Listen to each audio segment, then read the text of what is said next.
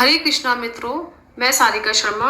अभी तक मैं आपको श्रीमद् भागवत गीता की प्रस्तुति आपके सामने लाई हूँ और मैं इसकी 2 वीडियो बना चुकी हूँ। उसमें 18 श्लोक तक कंप्लीट हो गए हैं। अब मैं 19वां श्लोक आपके सामने शुरू कर रही हूँ। साघौषो धृतराष्ट्राणां हृदयानि वेदारतः नभश्य पृथिवीं च तुमुलो वैनुदायनान्।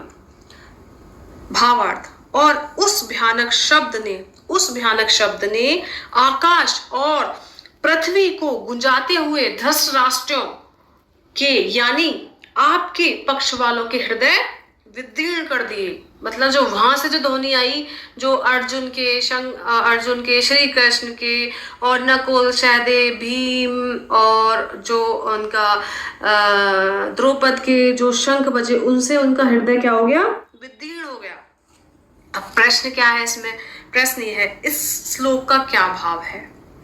पांडव सेना में जब समस्त वीरों के शंख एक ही साथ बजे, तब उनकी ध्वनि इतनी विशाल, गहरी, ऊंची और भयानक हुई कि समस्त आकाश तथा पृथ्वी उससे व्याप्त हो गई। इस प्रकार सब ओर घोर ध्वनि के फैलने से समस्त उसकी प्रतिध्वनि उत्पन्न, जब ध्वनि होती है तो उसकी रिफ्लेक्ट मतलब प्रतिध्वनि भी होती है, तो उसकी प्रतिध्वनि भी उत्पन्न हो गई, जिससे पृथ्वी और आकाश गूंजने लगे। उस ध्वनि को सुनते ही दुर्योधन आदि धृतराष्ट्र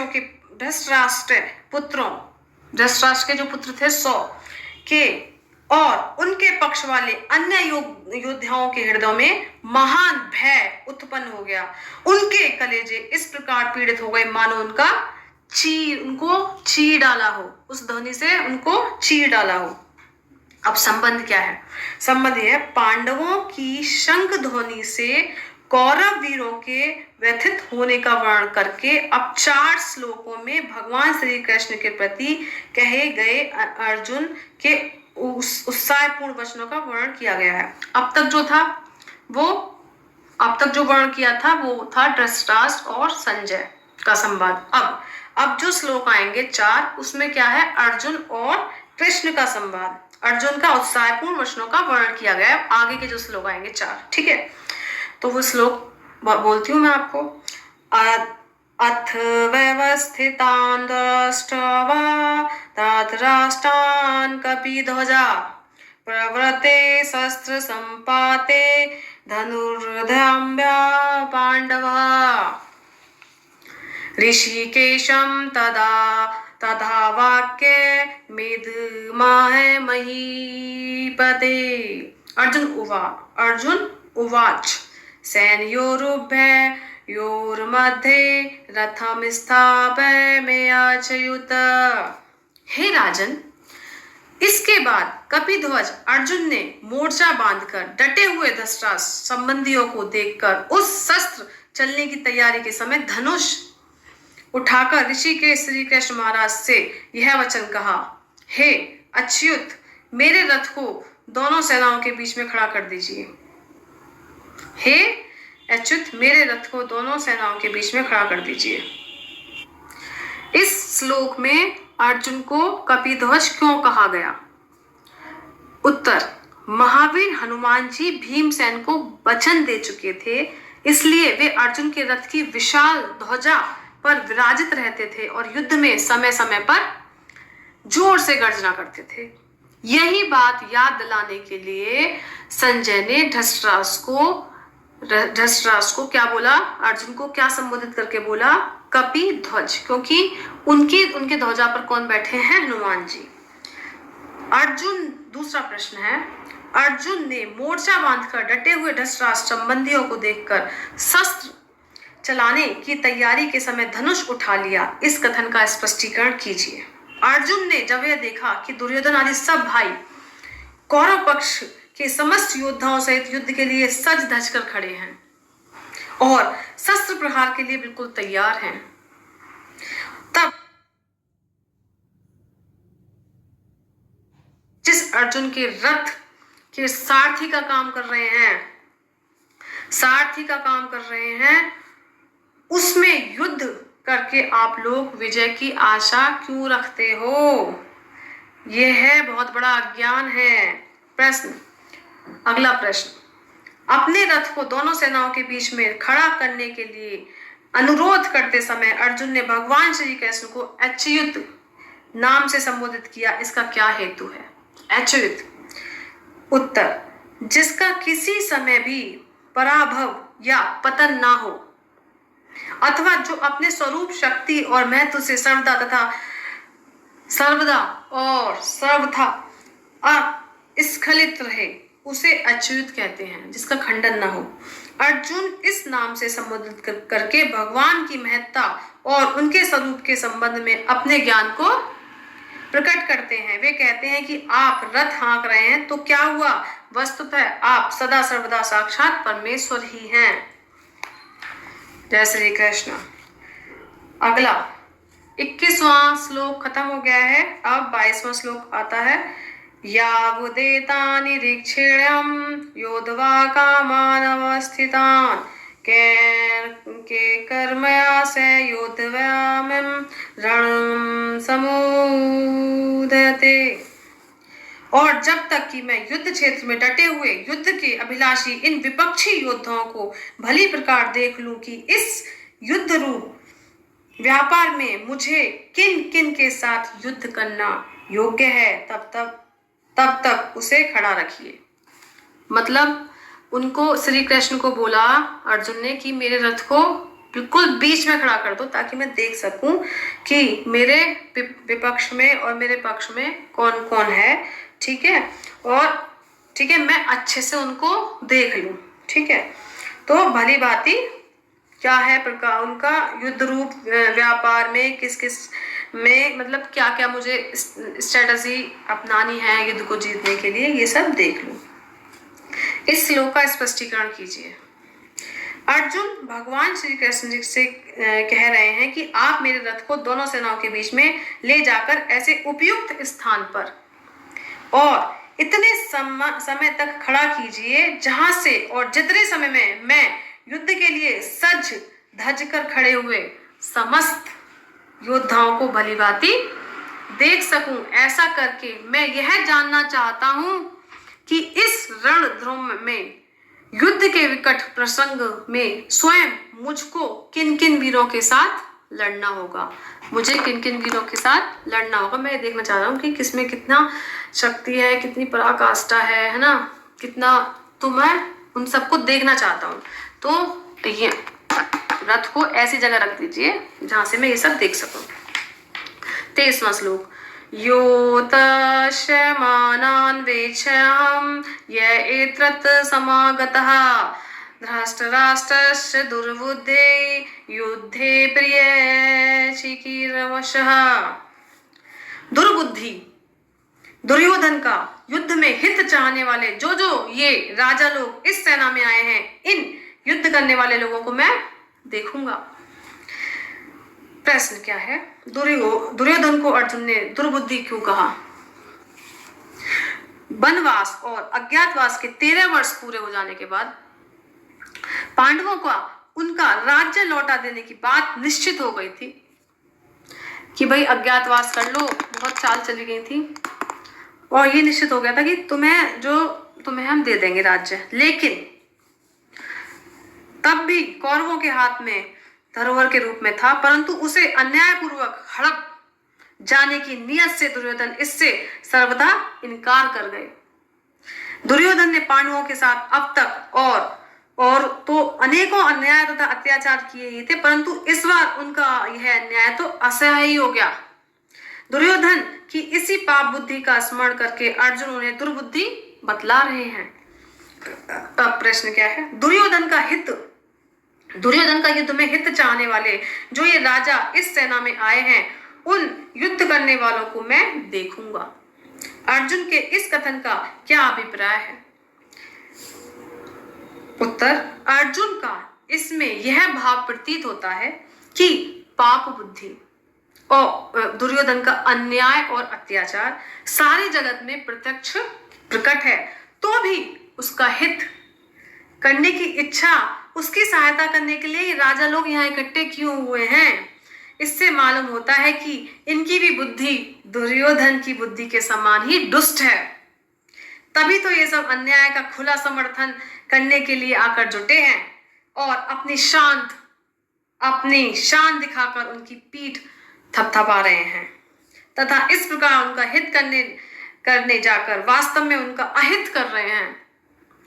अपने को बड़ा बलवान मानकर और युद्ध के लिए उत्सुक होकर खड़े हुए इन सबको मैं जरा देखूं तो सही ये कौन कौन है, और फिर युद्ध स्थल में भी देखूं कि ये कितने बड़े वीर हैं और इन्हें अन्याय तथा अधर्म का पक्ष लेने का मजा चखूंगा। अब संबंध क्या है नेक्स्ट। अर्जुन के इस प्रकार कहने पर भगवान ने क्या किया, अब 2 श्लोकों में संजय उसका वर्णन करते हैं। ठीक है। संजय उवाच एवमुक्तो ऋषिकेशो गुणाकेशेन भारतः सैन्योरुभयोर्मध्ये स्थापयित्वा रथोत्तमम् भीष्मद्रोण प्रमुखतः सर्वेषां च महित्रिताम् उवाच पार्थ पश्यतान् समवेतान् कुरुनिति। संजय बोले, ये गीता जो स्टार्ट हुई थी कहाँ से, संजय और धृतराष्ट्र पूछ रहे हैं कि युद्ध में कौन कौन है, क्या क्या है, तो वही है। तो संजय की दृष्टि, संजय क्या था, उनकी दृष्टि वो वहीं बैठे बैठे वो एक जगह बैठ के ये देख लेते थे कि कहाँ क्या हो रहा है। संजय की दृष्टि बोलते भी हैं। ठीक है। संजय बोले, हे धृतराष्ट्र, अर्जुन द्वारा इस प्रकार कहे हुए महाराज श्री कृष्ण ने इस प्रकार कहे हुए महाराज श्री कृष्ण चंद्र ने दोनों सेनाओं के बीच में भीष्म और द्रोणाचार्य के सामने तथा संपूर्ण राजाओं के सामने उत्तम रथ को खड़ा करके इस प्रकार कहा कि हे पार्थ। अब जैसे कि अर्जुन ने बोला था ऐसे ही उन्होंने क्या किया, रथ को अर्जुन जहां पे द्रोण खड़े थे और भीष्म खड़े थे, ठीक है, वहां पे जाके खड़ा कर दिया और कहा, हे पार्थ, युद्ध के लिए जुटे हुए इन कौरवों को देख। प्रश्न क्या है, गुंडाकेश का क्या अर्थ है और संजय ने अर्जुन को यहाँ गुंडाकेश क्यों कहा। गुड़ाकेश, गुडाका निंद्रा को कहते हैं, गुडाका क्या बोलते हैं, गुडाका बोला, गुड़ाकेश किसको बोलते हैं, निंद्रा को। जो नींद को जीतकर उस पर अपना अधिकार कर ले उसे क्या बोलते हैं, गुडाकेश। अर्जुन ने निंद्रा जीत ली थी, वे बिना सोए रह सकते थे, नींद उन्हें सताती नहीं थी, आलस्य के वश में तो वे कभी होते ही नहीं थे। संजय गुंडाकेश कहकर यह सूचित कर रहे हैं कि जो अर्जुन सदा इतने सावधान और सजग हैं उन्हें आपके पुत्र कैसे जीत सकेंगे। प्रश्न, युद्ध के लिए जुटे हुए इन कौरवों को देख, भगवान ने इस कथन का क्या अभिप्राय है। ठीक है, भगवान के इस कथन का क्या अभिप्राय, भगवान ने बोला युद्ध के लिए जुटे इन कौरवों को देख, भगवान का इस कथन से क्या अभिप्राय है। उत्तर, इसमें भगवान ने यह भाव दिखलाया है कि तुमने जो यह कहा था कि जब तक मैं सबको न देख लूं तब तक रथ वहीं खड़ा रखिए, उसके अनुसार मैंने उसके बीच में ऐसी जगह रथ लाकर खड़ा कर दिया है जहां से तुम सबको भली भांति देख सको। रथ स्थिर भाव से खड़ा है, अब तुम जितनी देर तक चाहो सबको देख सकते हो। यहाँ कुरुन पश्य श्लोक में है, कुरुन पक्ष अर्थात कौरवों को देखो। इन शब्दों का प्रयोग करके भगवान ने यह भाव भी दिखलाया है कि इन सेना में जितने लोग हैं प्राय सभी तुम्हारे वंश के तथा आत्मीय स्वजन ही हैं, इनको तुम अच्छी तरह देख लो। भगवान के इसी संकेत ने अर्जुन के अंतःकरण में छिपे हुए कुटुंब स्नेह को प्रकट कर दिया। अर्जुन ने मन में बंधु स्नेह से उत्पन्न करुणाजनित कायरता प्रकट करने के लिए ये शब्द मानो बीज रूप हो।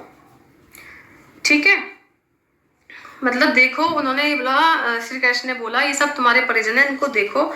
तो भगवान के इसी संकेत ने क्या किया अर्जुन को कि अंतःकरण में छिपे हुए कुटुंब स्नेह को प्रकट कर दिया। अर्जुन ने के मन में स्नेह, बंधु स्नेह से उत्पन्न करुणा जनित कायरता प्रकट करने के लिए सब मानो बीज रूप में कहे गए हों, भड़काया गया अर्जुन को बीज रूप में। ठीक है, मालूम होता है कि अर्जुन को निमित्त बनाकर लोक कल्याण करने के लिए स्वयं, जो गीता बोली गई है, तो पहले तो उनको वो किया है, प्रेरित किया है कि देखो तुम किससे लड़ रहे हो। पहले तो वो सैड थे इस युद्ध के लिए, उसके बाद श्री कृष्ण बोले किससे लड़ रहे हो तुम। मानो इसमें एक बोला गया है कि अर्जुन को निमित्त बनाकर, अर्जुन को ये बनाकर, मोहरा बनाकर लोक कल्याण करने के लिए स्वयं भगवान ने ही इन शब्दों द्वारा उनके हृदय में ऐसी भावना उत्पन्न कर दी जिससे उन्होंने युद्ध करने से इनकार कर दिया। अब जब उन्होंने बोला कि भाई किससे लड़ रहे हो, तो तब उन्होंने युद्ध करने से इनकार कर दिया और उसके फलस्वरूप साक्षात भगवान के मुखारविंद से त्रिलोक पावन दिव्य गीता अमृत की ऐसी परम धारा बह निकली जो अनंत काल तक, अनंत जीवों तक परम कल्याण करती रहेगी। जय जय श्री कृष्ण। ठीक है, संबंध क्या है? भगवान श्री कृष्ण की आज्ञा सुनकर अर्जुन ने क्या किया, अब उसे बतलाते हैं। ठीक है, क्या क्या किया? तत्रा तत्रा पश्याति स्थिताना पार्थ पितृनथ पितामह आचार्य न मातुलम भ्रातान पुत्रान पौत्रान सखीस्त्वा ससुरान सुहृदश्च सैन्योरुभयोरपि। इसके बाद धात्रा, इसके बाद प्रथा पुत्र अर्जुन ने उन दोनों ही सेनाओं में स्थित ताऊ, चाचाओं, दादाओं, परदादाओं को, गुरुओं को, मामाओं को, भाइयों को, पुत्रों को, पौत्रों को तथा मित्रों को, ससुरों को और सुहृदों को भी देखा।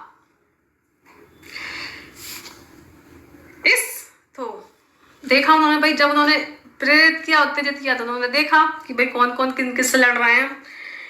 इस 1.5 श्लोक का स्पष्टीकरण कीजिए। 1.5 श्लोक है ये। ठीक है, भगवान की आज्ञा पाकर अर्जुन ने दोनों ही सेनाओं में स्थित अपने समस्त स्वजनों को देखा। उनमें भूरिश्रवा आदि पिता के भाई, ठीक है, पिता के भाई हो गए, पिता तुल्य पुरुष थे, जो पिता तुल्य पुरुष थे। भीष्म, सोमदत्त, वाहलिक आदि पितामह प्रपितामह थे। द्रोणाचार्य, कृपाचार्य और आदि गुरु थे। पुरुजित, कुंती भोज और शल्य आदि मामा थे। अभिमन्यु, प्रतिदिन, घटोत्कच, लक्ष्मण आदि अपने और भाइयों के पुत्र थे। भाई अपने तरफ का भी तो देख रहे हैं कि भाई जब युद्ध होगा तो ये सब भी तो मारे जाएंगे। लक्ष्मण और जो संबंध में अर्जुन के पौत्र लगते थे, साथ खेले हुए बहुत से मित्र और सखा थे। द्रुपद, शैव्य आदि ससुर थे और बिना ही किसी हेतु के उनका कल्याण चाहने वाले बहुत से सुहृदय भी थे। संबंध इस प्रकार सबको देखने के बाद अर्जुन ने क्या किया, अब उसे बतलाते हैं। तान समीक्ष से कौन्तेय सर्वदा वधून्वस्थितान् कृपया पर्याविष्टो विषिदनीदं व्रतीतम्।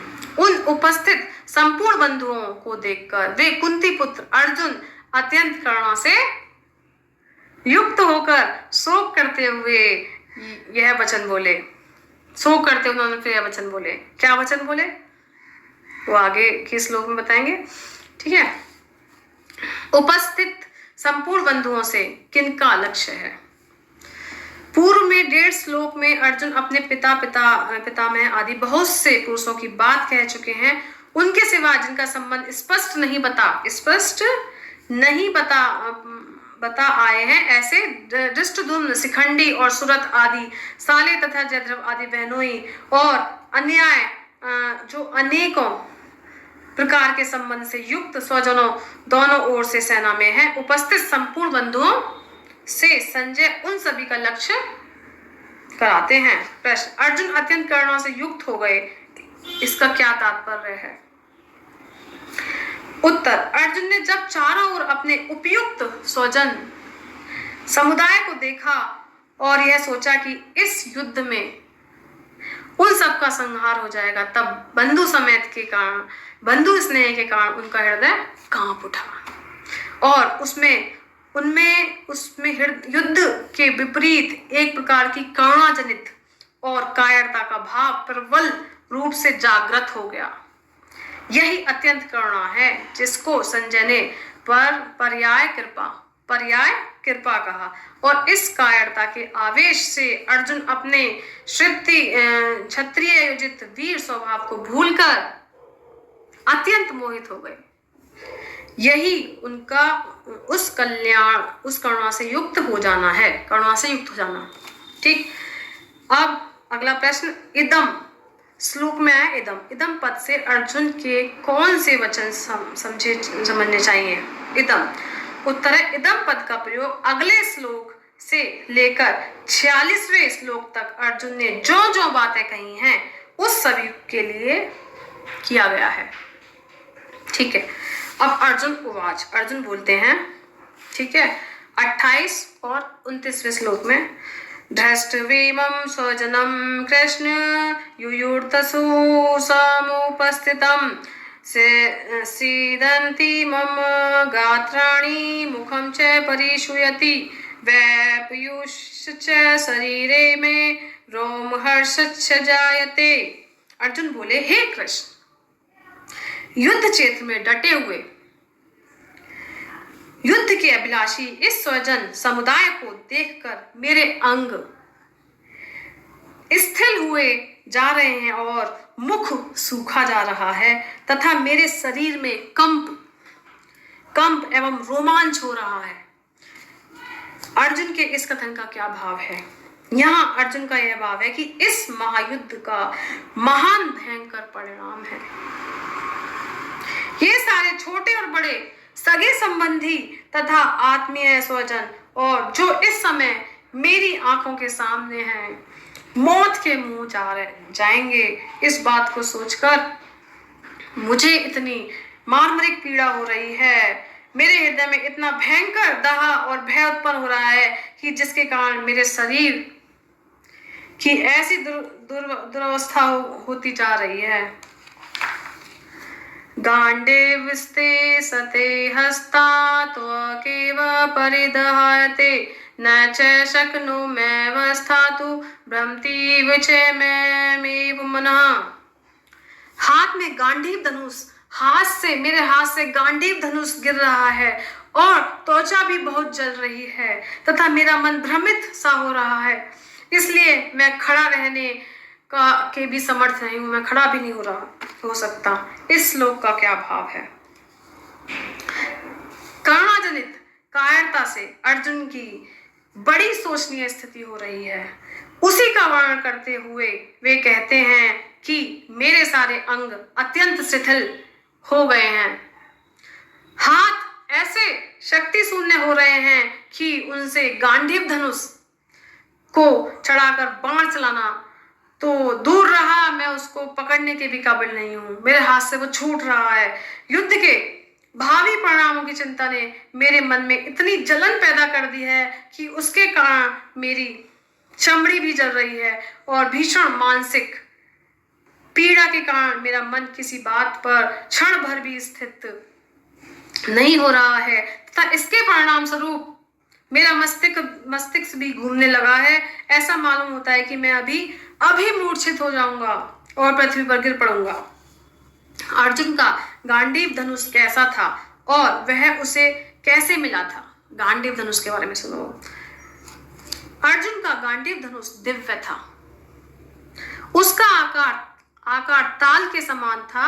गांडीव का परिचय देते हुए बहन लाल के रूप में स्वयं अर्जुन ने उत्तर कुमार से कहा था, यह अर्जुन का जगत प्रसिद्ध धनुष है, यह स्वर्ग से स्वर्ण से मढ़ा हुआ, सब शास्त्रों में उत्तम और लाख आयुधों के समान शक्तिमान है। इसी धनुष से अर्जुन ने देवता और मनुष्य पर विजय प्राप्त की है। इस विचित्र रंग बिरंगे अद्भुत कोमल और विशाल धनुष का देवता दानव और गंधर्वों ने दीर्घ काल तक आराध्य किया है। इस परम दिव्य धनुष को ब्रह्मा जी ने 1000 वर्ष, प्रजापति ने 503 वर्ष, इंद्र ने 85 वर्ष, चंद्रमा ने 500 वर्ष और वरुण देव ने 100 वर्ष तक रखा था।